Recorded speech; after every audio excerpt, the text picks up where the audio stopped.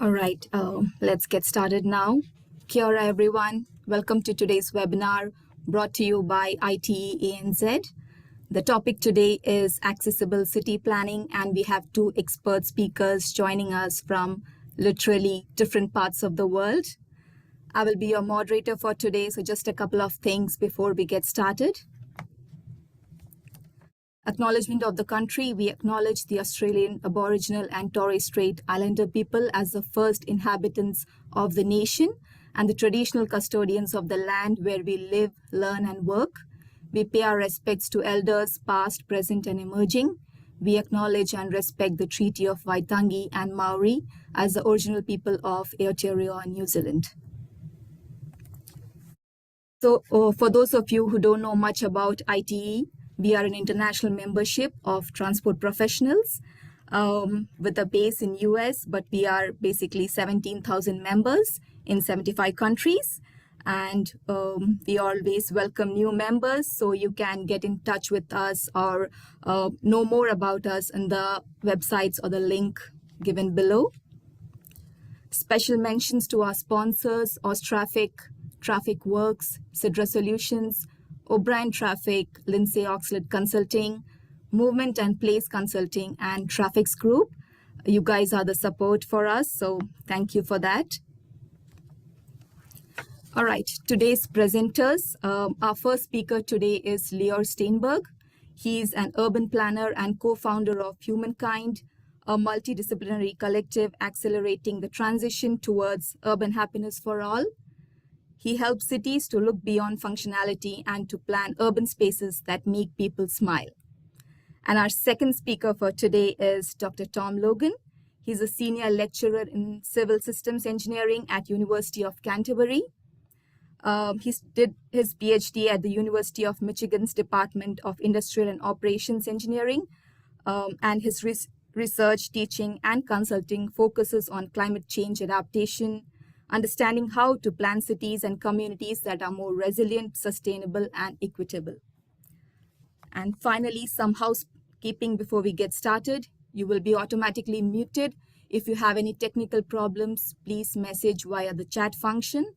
And there will be a Q&A session after both presentations, but feel free to put your questions or comments in the Q&A function. Okay, we'll get started now, starting with Lior. If you can share your screen. Thank you. I think you will have to stop yours. Yeah.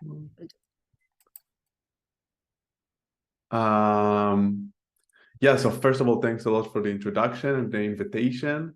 As you can see outside, two things you can see. First of all, that it's light because we are at 8 o'clock in the morning here in the Netherlands. And second of all, that I'm sorry for the ugly renovation leftovers. I'm renovating my balcony, trying to make my inner city apartment more green. So that's a little bit soon it will be greener. But I will share now my screen. Can you just let me know if you see it enough? Oh, wait, I need before, when I share, I need to make sure that it's also with video. Yeah, perfect. So is it full screen? Is it okay? Yeah. All right, I will just let you know that I don't see anyone's face. And in a way, I'm talking to myself here. So if something terrible happens, just shout in because I don't see you waving or anything. Will do. So I would like to first introduce myself and a little bit my history before going to some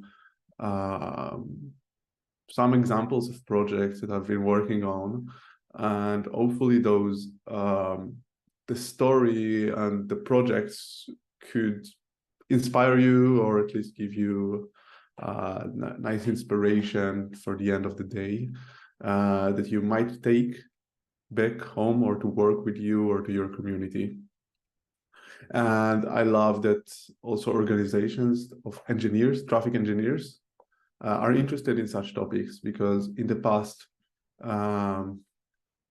or still now in the present, the silos between urban designers and traffic engineers, although they are working on the same space in the city, the silos are so strong, and many times they don't work together. The traffic engineers get a section of the street, the urban planners or the urban designers get another section of the street, and the way it works together many times is problematic. So I love that we start breaking those silos and work together. So a little bit about myself. I grew up here in Tel Aviv, Israel. Normally when I show it around the world, people are kind of jealous, but I think that in Australia and New Zealand, seeing a sunny beach is not going to make you so jealous. But I can just say that it's been a nice city to grow up in. Tel Aviv is a multicultural cultural center of Israel. It's a very well urban city, so you can walk around, and there is good mixed use, and it was built before the Second World War. It also has a great beach, but also horrible traffic situation, and that's because the public transportation is pretty bad. We just opened the first light rail last week, actually, in the entire metropolis, and transportation doesn't work on the weekend because of religion, and buses are not so good, bike lanes are not so good. And as living in Tel Aviv, growing up there, when I was 17, and one day I got my driving license and I got a car, and I moved around, being kind of angry about all the traffic without realizing that I'm actually part of the problem. I didn't think about cycling or using public transportation. I directly went for the car. But then I moved to Berlin, and in Berlin I had this dream, okay, I'm going to finally buy a bicycle. Because this is Europe, and in Europe you can cycle. But very quickly I discovered that cycling in Berlin is not so nice. What you see here in the red color is a German bike path. I think it's a little bit funny, and as you can see, it cannot really work. It's not well separated, and it's not so nice to cycle in Berlin. It is getting better, but it's not so nice. And therefore, also in Berlin, I did what most Berliners do. I moved to the public transportation, which is the best way to walk around.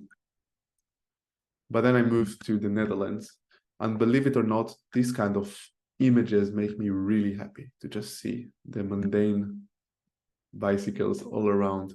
And of course, since then, I only cycle. I don't use public transportation like in Berlin, and I don't own a car. I don't think about owning a car. And if I ever need to use a car, I just rent one from a variety of shared car services in my neighborhood. And it's not only me, of course. If you walk in the Netherlands, and I'm inviting you to do so, you will see, and everybody cycles, and you see that it is such a non-issue. It's so normal. I love this picture because you see like the people just cycling together, like they're walking together. You see those two elderly walking together, and those two girls cycling together, and it's kind of the same. It's just an extension of walking. You see young people, cool people cycle. It's so normal when the infrastructure is there. Even the prime minister, who is leaving office soon, after over a decade, is cycling, and you see often every few weeks you see a picture of him just cycling to work. And of course, children are cycling, which I think is the best indicator for civilized country, a place where children can just cycle safely without worry. And to be honest, most of them also don't wear helmets because it is so safe here. In this picture, you see a helmet. So I moved around and I changed a lot. And I think it shows a lot about the power of urban planning and urbanism and traffic engineer. You are moving between cities and you change your behavior. It's not that I changed my the way I look at on the world. It's the built environment to change the way I act and move around. And it is true about mobility, but it is true about so many things in the world, right? Or in our city life. So traffic engineers and urban planners and architects can affect the way children grow up. This is a picture from the city of Groningen, where children can just play with a ball in the middle of one of the main streets in the city center. In most places, this is where children need to play. Imagine the difference of how you grow up between those two scenarios. Or the way we move and get fit and sport. In some cities, this is again a picture from Groningen in the Netherlands. You can just go out to a park and sport around. It's safe, it's nice, it's accessible. In other cities, you have to pay a yearly membership for the gym, something you will just pay for and probably never attend, or at least in my case, never attend. What is a healthier city? A place with a lot of gyms, or a place where you can just move around outside your house? And of course, how we design public space can affect the way we create connections. We make friends. We see family members, and even how we fall in love. Do we create places that give this opportunity, or do we create places that are anonymous and they don't foster a connection between people? And I think that what was really interesting in the recent years is that a lot of people during the COVID pandemic started to think about those issues because they were stuck in their houses. If they were lucky, they had a balcony and they looked outside and they realized, oh my God, our built environment is not really built for our needs. A lot of people realized that the streets are so empty because they are normally filled with cars moving from A to B through their streets. And now when they actually needed to do something outside the house because they had a lockdown and they were allowed to go only around in the neighborhood, they couldn't really use the public space. So I think it is a terrible moment, of course, the pandemic, but a great opportunity to speak with people about public space. And I was quite lucky in a way, because in the Netherlands, you were allowed to move around your neighborhood and your city. The lockdown weren't so severe, like actually in New Zealand, for instance, or at least in terms of getting outside or inside the country, like over there. But here in the Netherlands, I started to walk around my neighborhood, and I found actually this park, which is a park maintained only by neighbors, and it's 2 minutes walking from my house, and I've never seen it. I lived there for 5 years, and I've never seen it. And the pandemic was an opportunity for me to actually discover such a beautiful park, small urban park. And I sat there and read many books. And in one of the books, I found this beautiful quote that I think summarizes all the slides that I just shared with you. We are the only species that lives in zoos of our own design. Think about it and about your profession.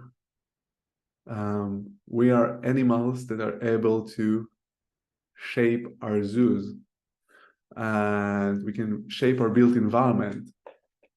And as you know, animals who live in horrible, terrible zoos, they are sad. And if they live in a better environment, hopefully not in a zoo, but in the nature, they can be happy and they can flourish. And we have the ability to actually design this space for us. And yet we're doing very bad job when it comes to designing our public space. Those are two pictures that I took actually in the same week.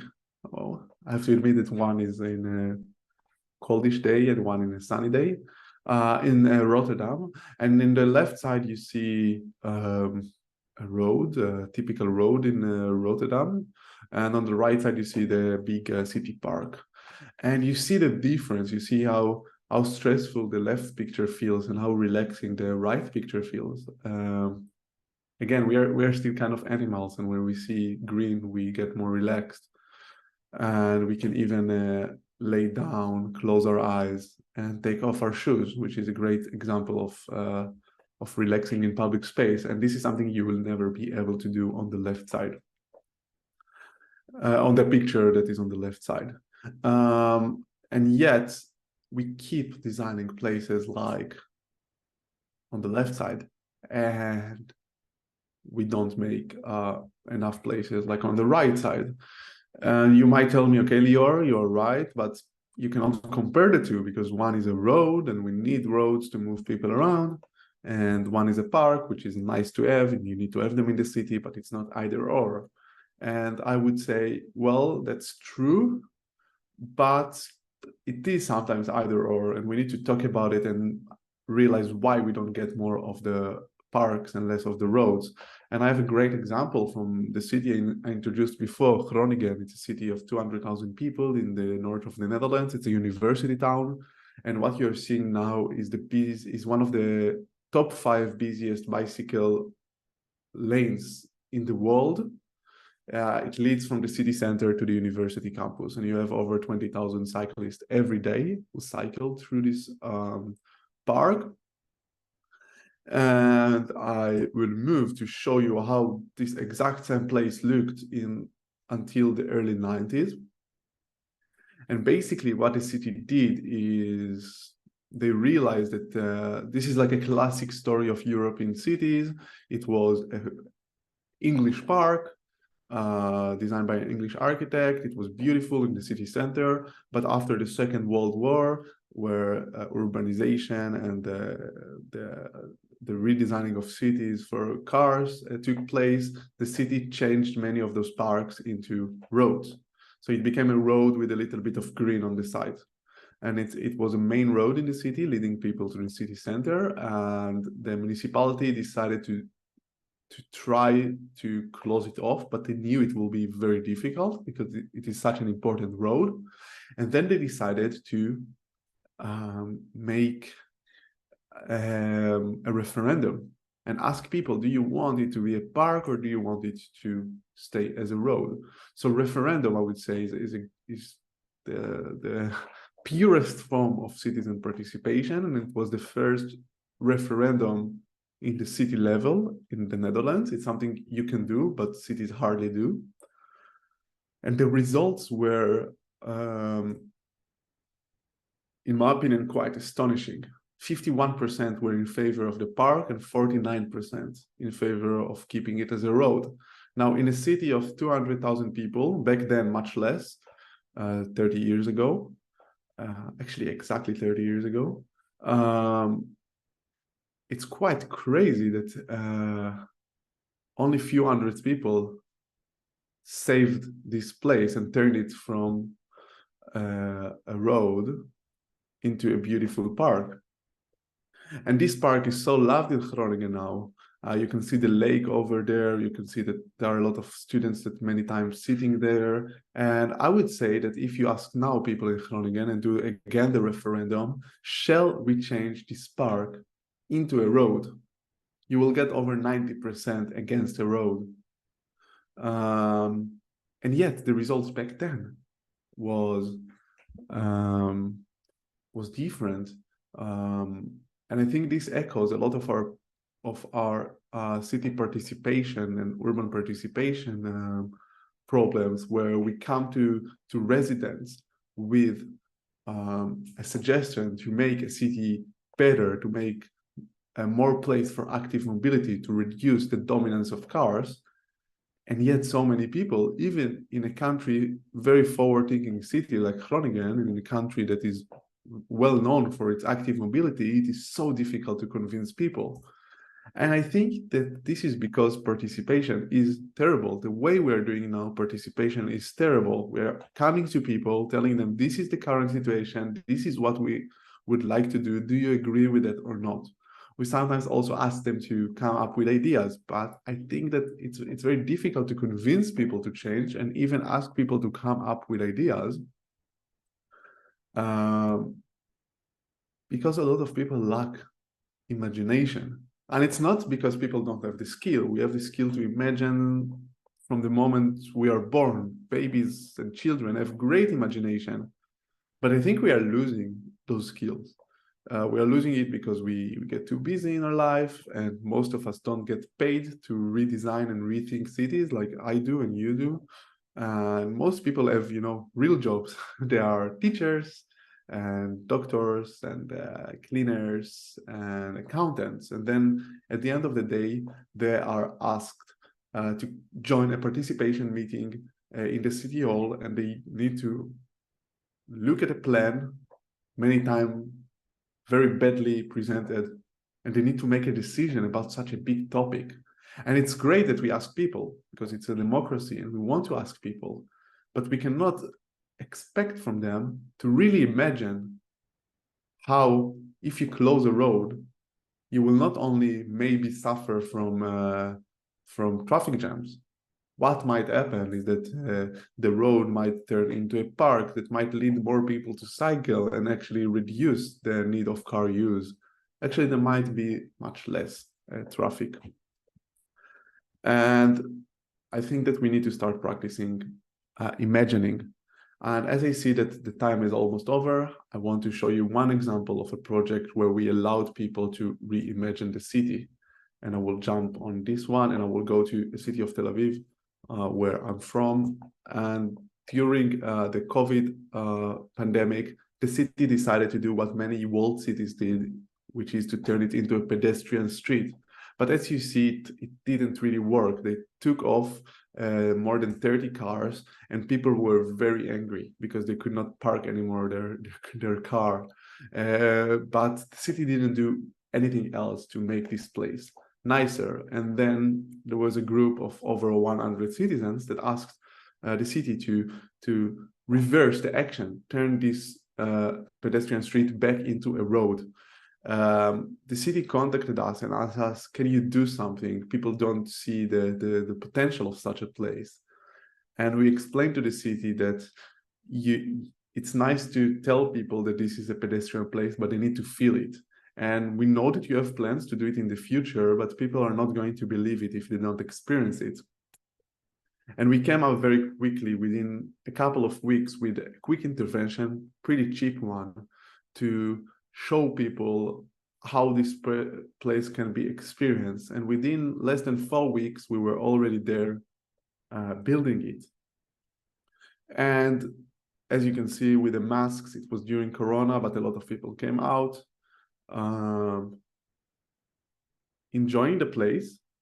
And I like to show also this picture because normally when you're making renders of public space, you put a lot of people that you don't get. But in this picture, you can see that the place was a big hit. And if you speak Hebrew, which you probably don't, I like this picture because they took a picture of this space during the lockdown and said that the lockdown doesn't work. Which of course I'm against breaking the rule, but I like that they took a picture of this space to show how successful it is. And the reason I show it is because before we installed something, people were against taking off cars. But after we installed it, people suddenly saw something else. Oh, it's a place for children to play. And the discussion was not anymore about cars, but about children. And the residents went to the city now saying, we don't have enough space for children. We have too many people coming here. They asked the city to make it bigger, and the city started to install more and more elements. And as you can see, the entire place became a place to hang around and enjoy. And I think that for me, and I will stop sharing and start finishing up, this is the thing. We need to kind of change the discourse. I mean, when we're doing participation, we're asking people, do you agree to take off space for cars and do something else? But we need to let people experience. And I think that such tools like tactical urbanism and street experiments can be a way to help people really reimagine the city. Thank you very much for listening. And I will be here looking forward to hear Tom's presentation, and I will be here for the Q&A. Thank you, Lior. That's a beautiful presentation. It's really inspiring to see your journey and the city's journey. Yeah. Just a reminder for our viewers, just feel free to put your questions or comments in the Q&A section, and we'll come back to it after Tom's presentation. Over to you, Dr. Tom. Cool. Thank you. Well, I don't have as many cool photos as Leo did, unfortunately. So I'm going to jump in instead with the interactive website and start to ask, like, accessibility is so multi-dimensional, and so and I think this is one of the key things that Leo was showing, was like how we design spaces and placemaking is so important. But one of the other things that's so critical for how we encourage and foster active transport is whether or not we have access or proximity to different things that people need. And so this is, I know that there are a lot of people in Aussie, and we don't have Australia, so instead I'll jump down to Auckland, which hopefully most of you have heard of, and say, how far do people have to live? How far away do people live from the key things that they need? And what we can see here is that on average, like what percentage of people have access to sort of everything in Auckland within 5 minutes? Well, 1%, not very many. 10 minutes, starting to get to 14%, and then 30% with 15. So we're actually, Auckland's not too bad. But what we can see here is supermarkets are one of the worst worst things for access. Dive in, we can start to explore this. But I'll back up and actually introduce myself and what I'm talking about. I'm a senior lecturer at the University of Canterbury in the civil engineering department, or in a new group called Civil Systems Engineering. So we really kind of step back from the traditional sort of fields or disciplines and start to think about how do we actually design the system and bring everything together. So, but this research project is one of the things that I'm really interested in, is how do we design cities to be sustainable, and how do we foster active transport because of all the benefits that you get from cities and design in that manner. Specifically, my interest is around resilience, but I'm going to talk about how we measure the 10, 15, 20, or what we call the X-minute city. So usually it's a little bit harder on online forums for me to pose my question to the audience, but who has heard of the 15-minute city? I imagine many of you have.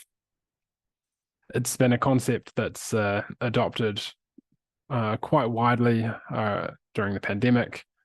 I think, well, the mayor of Paris was one of the big proponents of it, but it actually has roots beyond earlier than that in Portland and Shanghai and Melbourne, in fact. And so essentially, we've got the 15-minute city, but also the 20-minute city, which some of our less ambitious New Zealand cities have gone for.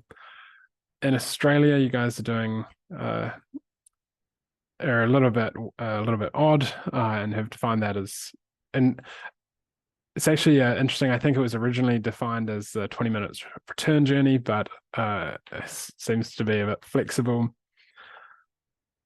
Some cities are being even more ambitious and saying we want to be a 10-minute city, and then Copenhagen, I think it was Copenhagen, said, "No, we're better than everyone else. We're going to be a 5-minute city." But all of that sort of jockeying aside, essentially the idea is that residents have access to the things that they need within X minutes of their home. Or basically, residents able to meet most of their needs within a short walk or bike of their home.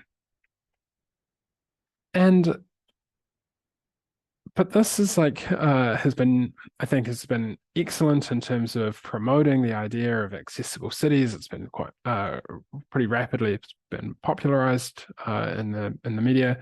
I'm just going to put aside if anyone's interested in the discussion around the controversy and the misinformation. You're welcome to bring it up, but I'll put that aside for the moment. But the question that I think is really interesting is how do we actually measure this? And the reason why I'm interested in measuring it is in how do we evaluate different interventions to improve accessibility, or improve our X-minuteness? And then, of course, the next question is this actually what we want to focus on? So not the concept, but how it's implemented.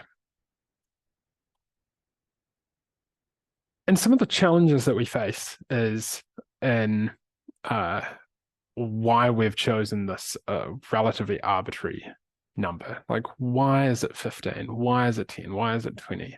So what is the justification behind this time shared threshold, or like isochrone? Then how do we measure that? Are we saying that on average, all of the residents are 10 minutes from their home? Is it 50%? Is it literally everyone within the city? If it's everyone, where do you draw the boundary of that city? Who do you include? And then, of course, what amenities and services? And should all amenities and services be 15, or can some be 20? And I know that sounds all very esoteric, but it's actually really important when we start to think about interventions and justification and budgets and things like that. So what we did to explore this was we evaluated the 500 largest cities in the US for their X-minuteness and the 42 towns and cities in New Zealand. We measured walking, cycling, and driving from the smaller census unit. So in New Zealand, this SA1 or Statistical Area 1, and in the US, it's called the census block, basically a neighborhood block. And we actually have done it for public transport in Christchurch, just as a proof of concept, and are rolling that out and through the rest of the country. And in this case, we've included pharmacies, grocery stores, primary schools, and parks. And I'm going to talk a little bit more about that. So if you're interested in playing around with the tool, that is the link or the QR code, and you can explore the New Zealand cities on there, see what their explore by different amenity, by different mode of transport, and rank those cities. So this is Wellington. They are, and probably not surprising to anyone that knows Wellington, at least Wellington City or Central Wellington. Wellington ranked top of the most accessible city in New Zealand. And I wonder if I can jump in here. So most accessible city in Wellington with a whopping 61% of residents within 15 minutes. And then Napier came second. And if anyone knows Napier, that is a damning reflection on the walkability of New Zealand cities. I grew up in Napier, so I'm allowed to say that. But really jumping into some of the, this is where I will put on my really esoteric and academic hat. But we've got a bunch of different statistics that we could use to evaluate the X-minute score or statistic. And that could be the percentage of residents that live within some threshold. That could be the maximum travel time. So who's the worst off within our city. We could use just the average, or we could use a population weighted mean or median. We could look at the 90th percentile, or we could look at what's called an equally distributed equivalent, which is basically the mean but penalized by inequality. And this, I know that it does sound a bit esoteric, but it really changes the results and how you compare the different interventions. And one of the key things here is that we don't, and when we're thinking about at least what New Zealand calls the just transition towards low carbon, we need to make sure that we're not embedding or further institutionalizing inequalities within our cities. So, like I said, we ranked. This was for a media piece that they just showed the 10 of the cities that they were interested in. But we ranked all of the cities in New Zealand and the US. This is just a selection of some of the more well-known cities. And what we're showing here is on the red line is the average travel time to all amenities. And the blue bars show the 10%, what percentage of residents. So reading that from here, in New York, about 70% of residents live within 10 minutes of all of the amenities that, at least that we measured, and more than 80 or more than 90 live within 15.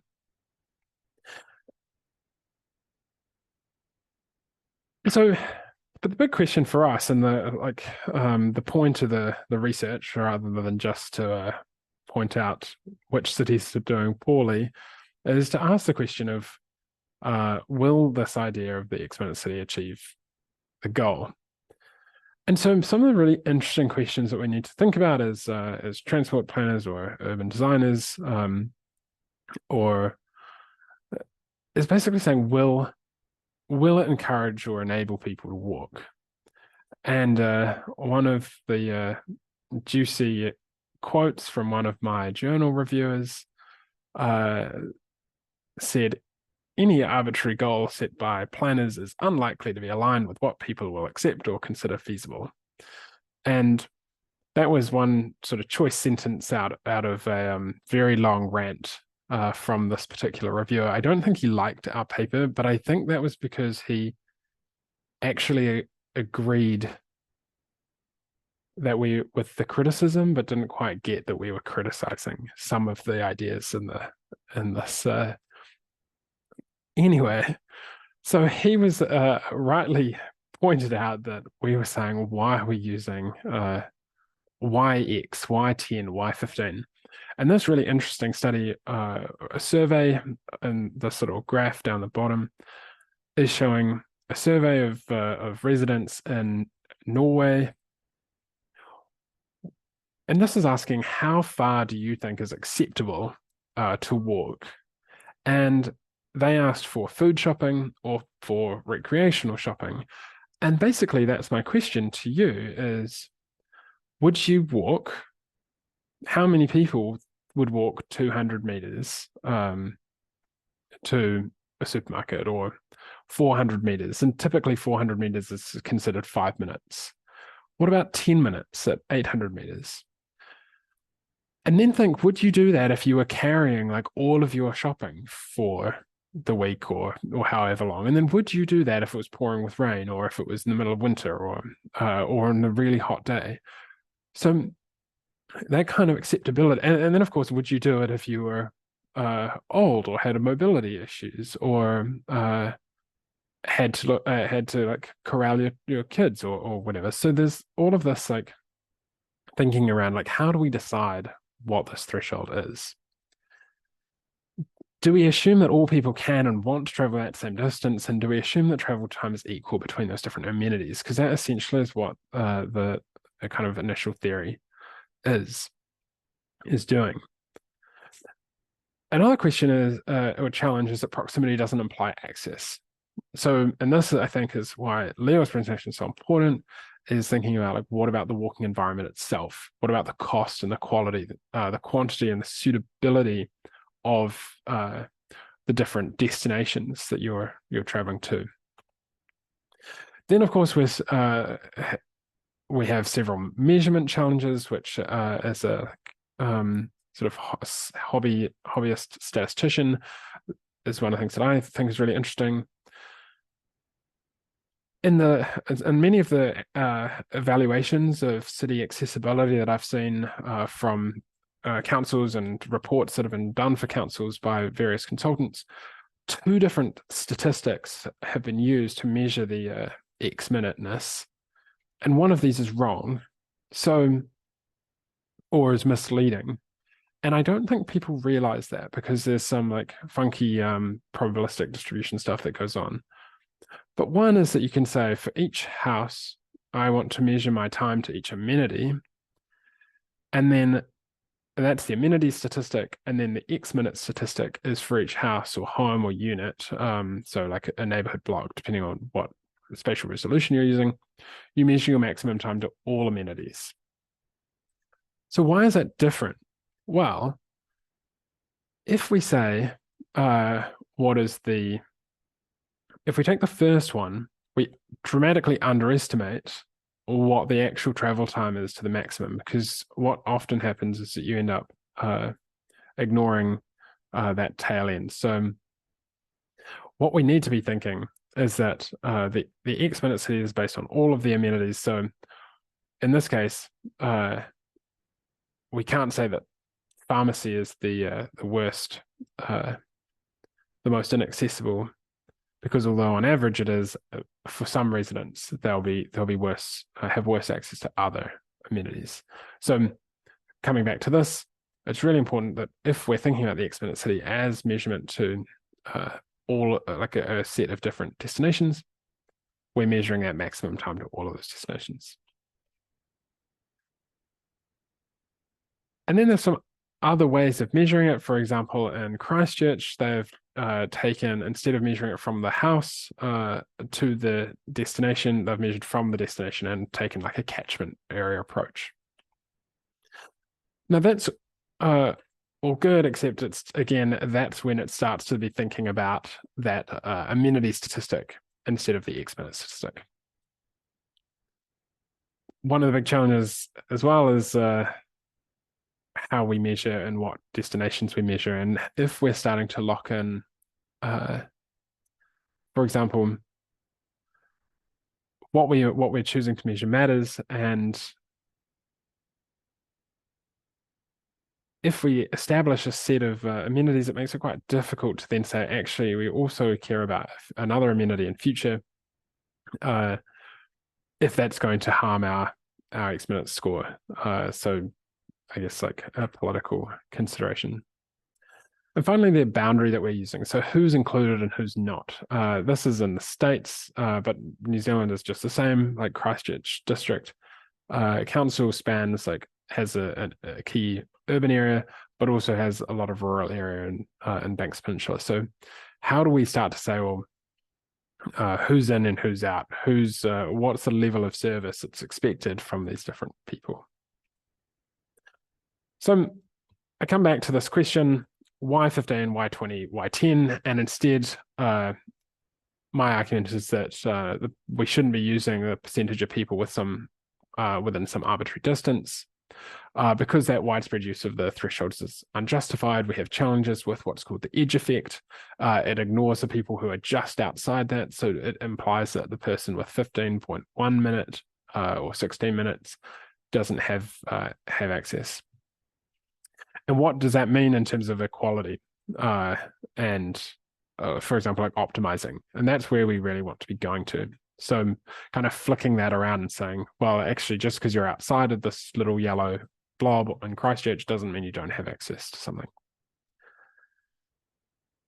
And then one of the questions, another key question that I have is, a lot of cities have set this goal or this ambition, and then are starting to make their urban planning around it.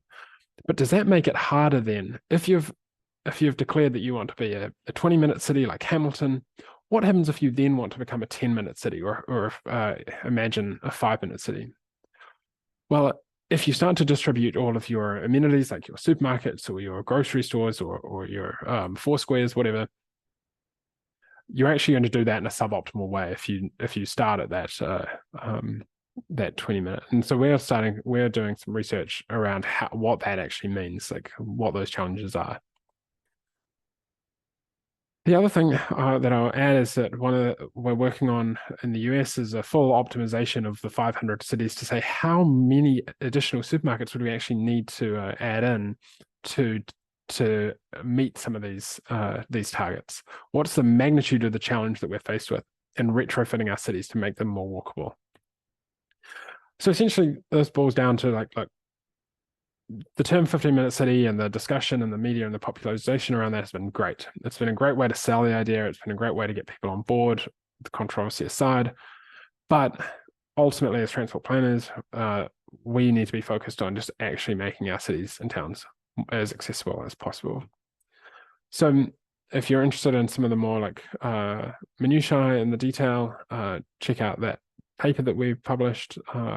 You're welcome to flick me an email and I'm happy to share it. Ongoing research questions that we're working on is like where and how many amenities do we need? How do we prioritize areas to ensure that just transition? How do we think about emissions? How do we evaluate proposed development? And how do we use public transport to bridge the gaps? So lots of things that we're working on in our research lab, and keen to know if you have any questions. But otherwise, thank you very much.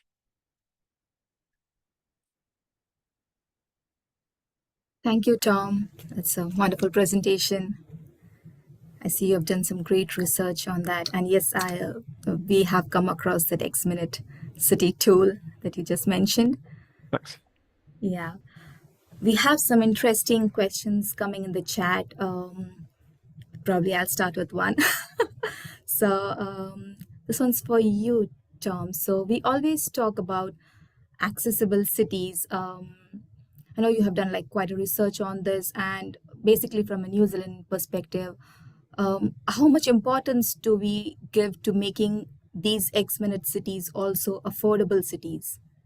Like, is that also, has it come up in your research? Yeah, so that's like one of the major concerns around like the gentrification of those. But I actually think that Leo is probably a better place to talk about that. But my I guess like the reason the fact that they're gentrifying is because people like want to be living there, and so I think what we need to be doing is like, well, making them everywhere as well.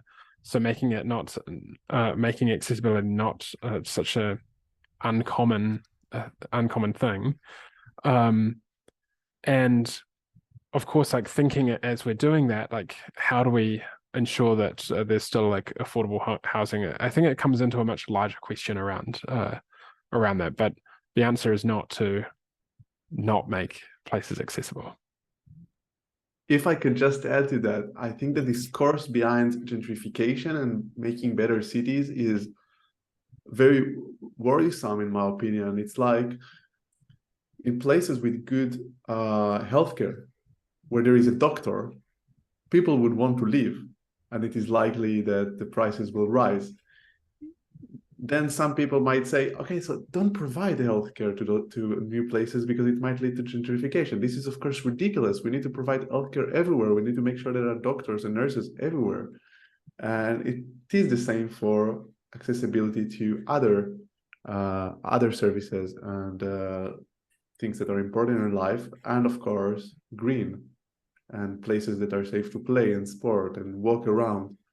And that's why we really, really need to invest in creating a lot of places like that, and not just say let's make everything terrible so prices don't rise. Prices will rise anyway because there are more people wanting to live in cities and not enough housing.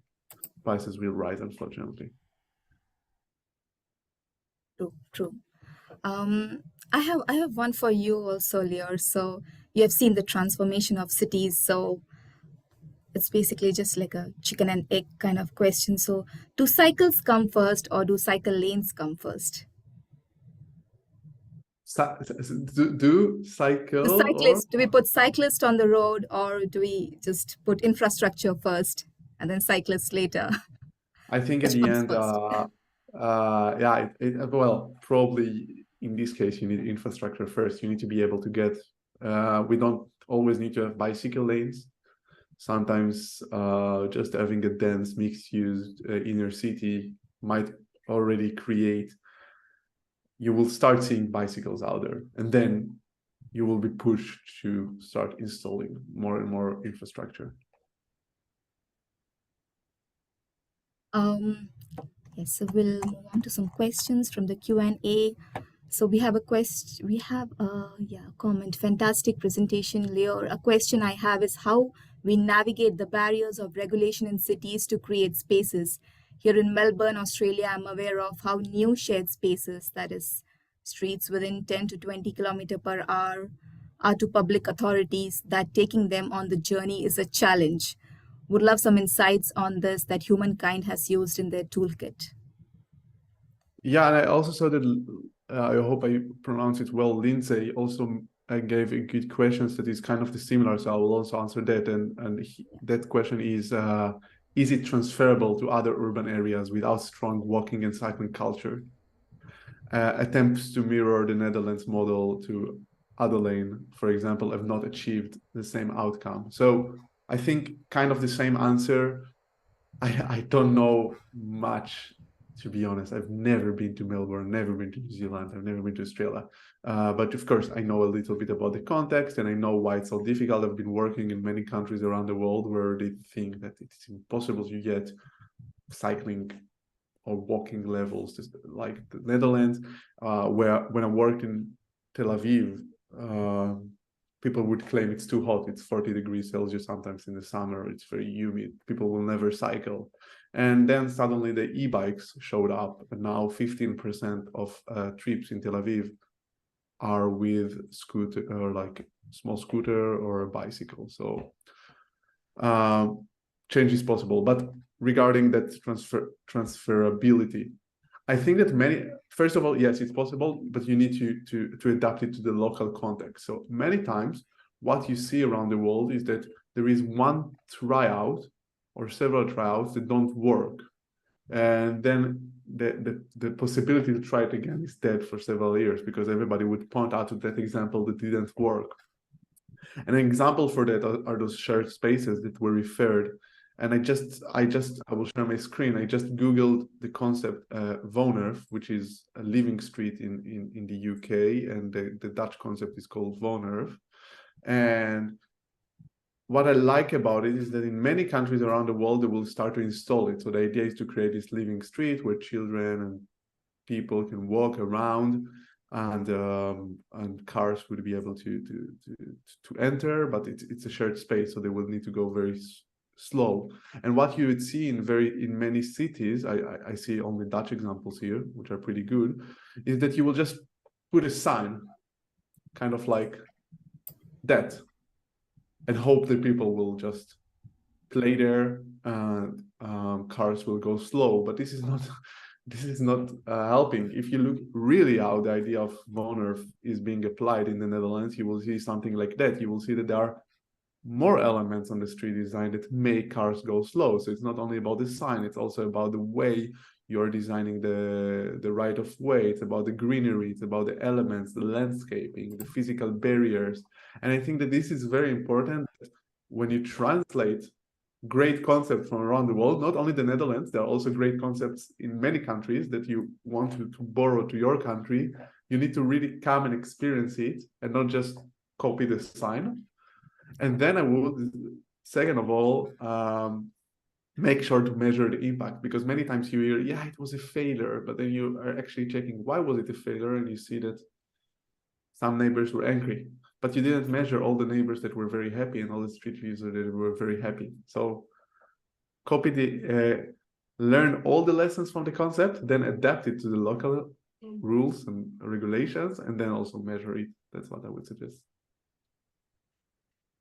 Brilliant. Yes.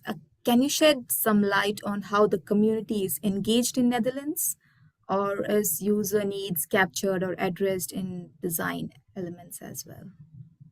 Yeah, so I think that just in addition to what I said before, it is really, really important to make sure that you don't only listen to the angry people. And I think that in the Netherlands, because of luck, because of the change that happened in the 70s, the change towards realizing that cycling and walking are basic citizen rights. you might get people being against a bike lane. You will hear it during participation because they want more parking, but the weight you will put on their opinion is much less. And that's where I think we need great vision and strategy. That's where we want to go. We want more active mobility. We want greater public spaces, more humane places. Then you can do participation. You can hear what people say, but you cannot let just few loud people to change your direction. And if you decided, if a mayor was elected and this is the direction they want to go, you cannot let in participation. Also in the Netherlands, you will get angry people, but you just have to go on if they are not the majority. Maybe I'll get the next one for Tom. By removing the isochrone X-minute, our cities needed to refocus on how land use is best zoned to support catchments. Or does the onus fall on the developers, i.e. new supermarkets, to talk about catchment differently to how they are now? Yes, I think the key thing is that we're not saying like we're removing the isochrone as a way of saying like let's focus on making things more accessible. So where are the gaps? Where are the like kind of dead or access poor zones where we need to be focusing? And so I think that still keeps the onus on councils or planners, but I realize that they still have like they do have some tools to encourage development of amenities, but it does come down to supermarkets. But yeah, I guess another thing that I should have commented on when thinking about X-minute city is that there are two ways of doing it. One is that we have like one sort of like little hubs where you've got like one point that has like a 15-minute catchment around it. Or we can take more of, and that's like a kind of hub and spoke model, like design model, or we could take more of a European model where you actually have amenities all throughout. So on one street, so having more mixed use. And I think that's where my professional opinion is that we need to be moving that way. So, which means that you've got like a baker on one street and a butcher on another street. And that's kind of where you start to add more engagement with the community. That really starts to add like eyes on the street kind of ideas around yeah, I'm not sure, Benny, if I'm answering your question, but I will yeah, I guess it's like more bespoke to the areas where you are planning it. So what works best for the areas? Yep. Yeah. If you have a question from Jane, thanks, Lior, for the presentation. The Netherlands is often cited as a case study for transformation of a city from car-dependent to active transport, which was fueled by the oil crisis in the 70s. Do you think the pandemic will continue to have a similar transformational impact towards more people-oriented cities, or have we already lost that momentum opportunity? Well, we have so many, like the Netherlands really was in a lucky place, to my understanding, in the 70s, but and they were able to kind of like take advantage of this crisis. But there are so many crises that are coming. Don't worry, there will be so many crises that we will need to handle and navigate through, that we will have those opportunities. I'm really sad that the corona it was a terrible era for the world, and many cities did take advantage of it, but I do see a lot of cities rolling back their efforts. Berlin, there is a total pushback to the bike lanes that were installed during the pandemic, where a new mayor was now elected, stopping basically every bike lane project that reduces parking spaces. If it touches one parking space, the project is stopped. On the other end, you see cities like Paris that really boosted the efforts during Corona, and now is going all in for the 15 minutes concept, but also just more livable public spaces. So let's take advantage of the crisis, the next crisis that will come, and it will come. Also to Australia, although you are far out there will be some crisis coming, and let's take advantage of it.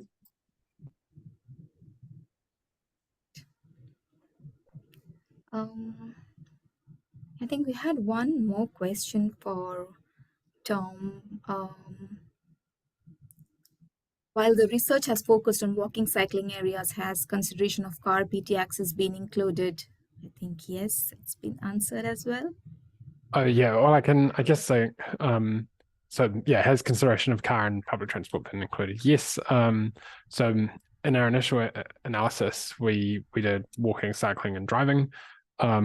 We're working on a tool at the moment, or working on research to add in public transport, mainly because like public transport has that temporal difference. So you've got the egress time, like the waiting time, for public transport. So like not just like it changes not just from congestion, but you can, if the bus comes at 9:01, while you might have really good accessibility at 9 o'clock, but at 9:02 you actually have to wait half an hour for a bus, and then maybe at like at 7 p.m. you're actually waiting an hour. So we've been playing around by saying like, okay, if I measure accessibility every 1 minute throughout the day versus every 5 minutes versus every half hour, 15 minutes, like whatever, what is like an acceptable temporal resolution as well as spatial resolution in terms of capturing accessibility, so that we can be measuring those interventions. So that's why public transport wasn't in the first round. We've just finished our study on that, so we'll include that as soon as it's been peer reviewed and published. And then, but I totally understand, because as the question said, like, what about people that need cars? And we're not saying like we're removing the ability to drive. I think it's more about balancing it back so that the rest of us that don't have to drive have that choice. So not taking away the option to drive for people that do need it. Okay, I think that's our time. So I'll just go back to sharing my screen again.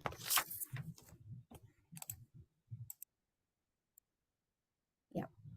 So thank you both speakers, Tom and Leo. That was a beautiful presentation. Yeah, we had some good Q&A sessions as well. So I hope that's answered all our questions. Thank you for your time, everyone. Our next webinar is the 13th of September.